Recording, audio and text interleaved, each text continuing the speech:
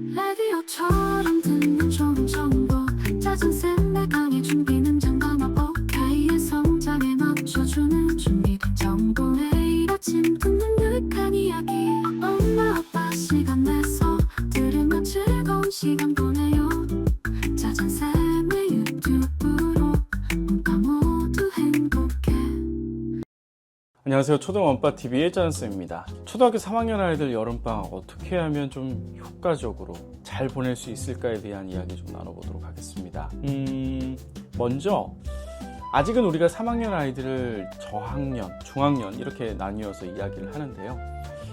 이런 경험을 한번 이번 여름방학 때 선물로 주면 어떨까 싶어요. 뭐냐면 아직은 학습적인 부담이 상대적으로 적은 학년이잖아요. 그죠? 그렇기 때문에 무언가에 몰입할 수 있는 주제를 선정해서 오롯이 몸과 마음이 그곳에 집중해서 시간 가는 줄 모르고 즐길 수 있는 또는 즐겼던 그런 경험들을 선물해주면 어떨까 싶어요. 좀 더 구체적으로 얘기해 볼까요? 이거죠. 3학년인데 이제 코딩을 처음으로 배워요. 근데 코딩을 처음 배우면 신기하기도 하고 재밌어요.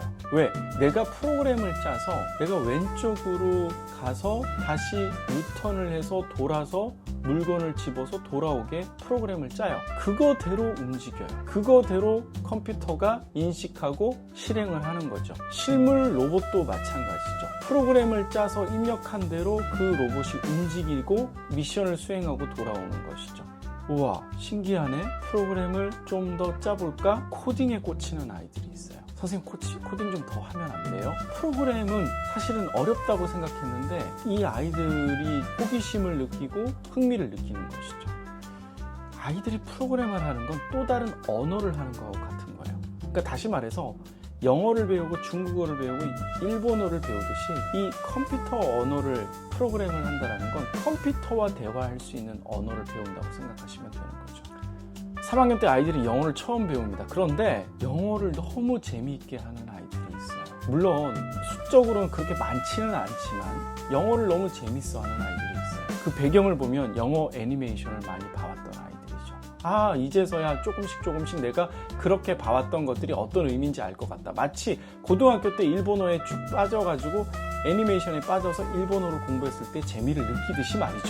수준 높은 레고를 하면서 완벽하게 몰입하는 아이들이 있어요. 스포츠를 이제 처음 수영을 배웠는데 이제 처음 농구를 배웠는데 너무 재밌게 하는 아이들이 있어요. 완벽하게 몰입되어 있는 거죠. 악기를 배우는데 피아노를 처음, 바이올린을 처음 배웠는데 엄마 조금만 더 하면 안 돼?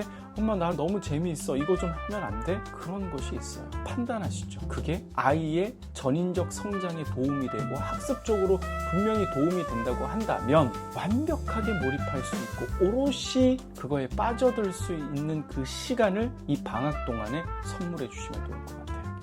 혹시나 그게 시간이 뺏기고 학습에 도움이 안 된다는 생각을 절대 하지 않으셨으면 하는 바람에서 얘기 드리는 겁니다.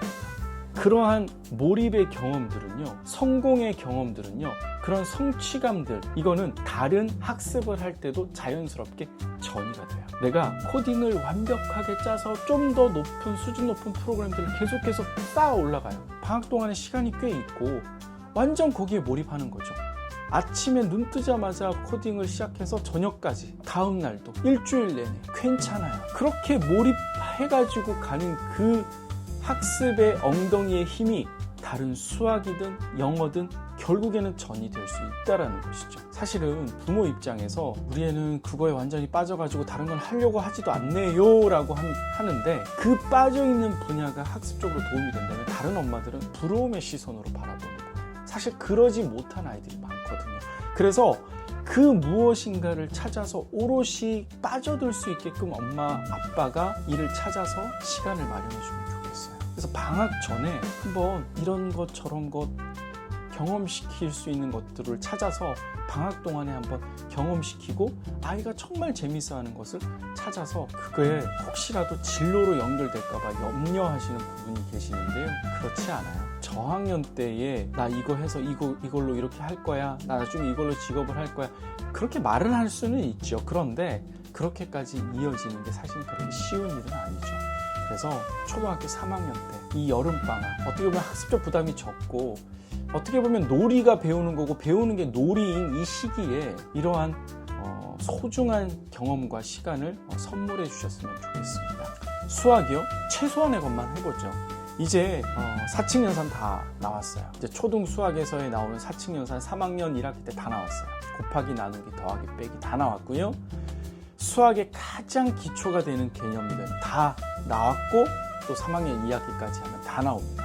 분수, 소수, 곱셈, 나눗셈, 원, 분수, 들이, 무게, 자료, 그래프 이제 기본 개념 다 나왔어요. 이 기본 개념에서 이제 조금씩 나선형 교육과정이라고 해서 이 개념들이 갈수록 심화되고 깊이 있게 배워나가는 것이죠. 그죠? 그래서 그 개념들에 대한 것들만 알고 약간의 사칙연산 훈련 정도만 한다면 저는 아이가 몰입할 수 있는 그 시간을 돌려주시는 게 좋은 것 같습니다. 그런데 대부분의 아이들이 또 이런 거는 아니죠. 그래서 이제 천천히 학습 습관을 잡아가기 위해서 학원을 선택하시는 부모님들도 꽤 계십니다.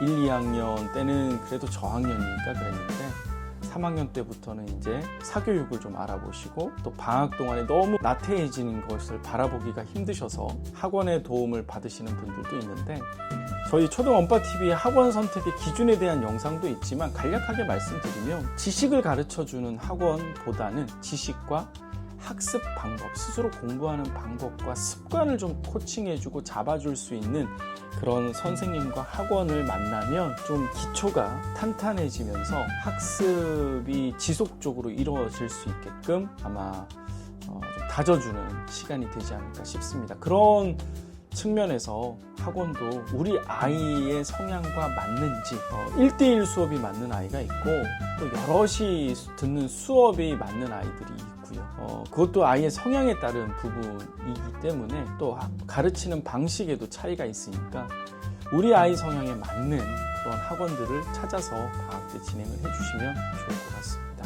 방학 동안에요 또 중요한 것 중에 하나가 우리는 가족들 간의 어떤 친밀성 또 돈독함 이런 것들을 느낄 수 있는 시간도 되게 중요합니다. 너무 학습적으로 가거나 또 너무 아이의 어떤 그 학원 수업에만 의지하는 것보다는 우리 가족이 하나 되는 그런 팀빌딩 시간도 분명히 있어야 된다고 생각이 듭니다.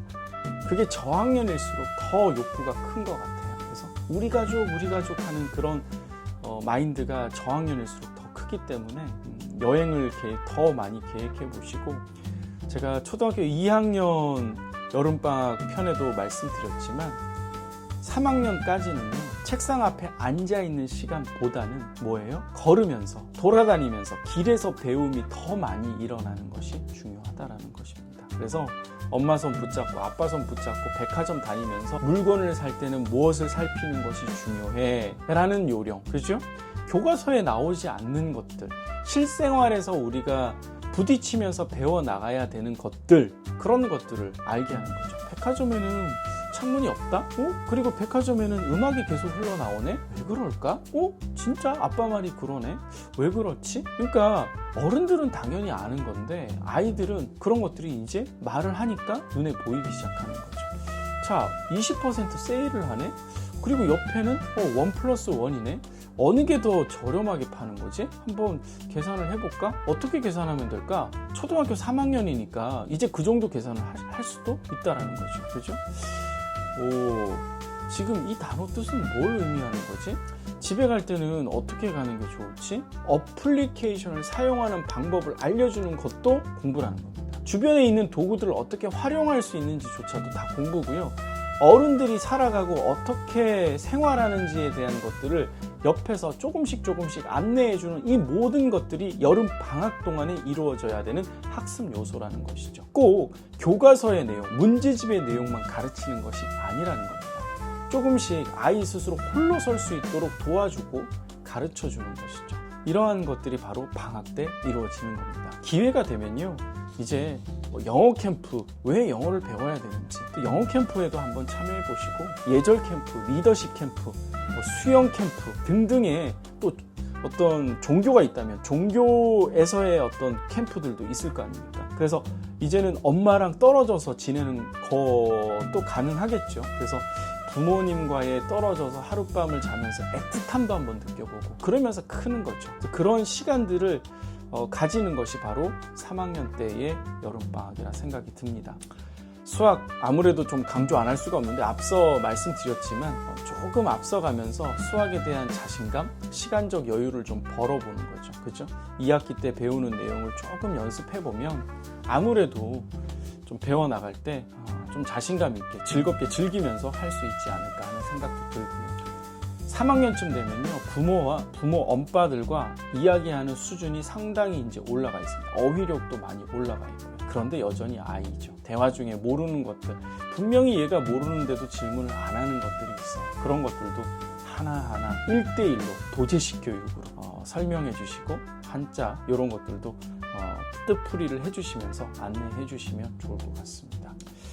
아무쪼록 제가 3학년 이 여름방학 때는 무언가 아이가 오롯이 몰입할 수 있는 그 무언가의 그 시간 한 일주일 정도만 정말 주는 것도 나중에 아이가 먼 훗날 되돌아봤을 때 3학년 때 내가 정말 그거에 빠져 있었다라는 거, 분명히 기억은 못할 수는 있지만 뇌는 기억을 하는 것이죠. 그게 분명히 다른 수학이나 영어나 또는 다른 학문을 배울 때 아주 긍정적인 시간, 영향을 미칠 수 있다는 것입니다. 초등원파TV 도움 많이 받고 계신가요? 주변에 많이 추천해 주시고요. 그리고 알림 설정 해 놓으시면 또 좋은 영상, 알찬 영상이 매일 배달이 되니까요. 라디오 들으시듯이 들으시면서 아이들에게 좋은 것들 먹일 수 있게끔 해보셨으면 좋겠습니다. 원파TV의 짜잔쌤이었습니다. 고맙습니다.